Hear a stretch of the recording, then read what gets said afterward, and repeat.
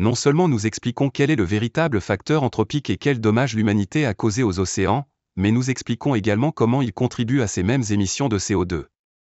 En parlant d'émissions de CO2, examinons de plus près dans quelle mesure les microplastiques présents dans les océans retiennent la chaleur.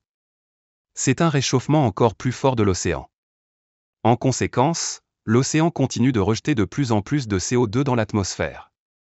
Et ce dioxyde de carbone CO2 émis par l'océan après que les microplastiques y aient été introduits par les humains dépasse le CO2 émis par nos usines, les voitures que nous conduisons, etc. Nous avons encore suffisamment de temps pour faire quelque chose. Il ne s'agit donc pas d'une prophétie catastrophique. Il s'agit d'une prévision avec une solution et nous avons beaucoup parlé de la solution. Nous avons parlé des toutes premières mesures que nous pouvons tous prendre. Nous devons commencer à nettoyer les microplastiques de l'océan.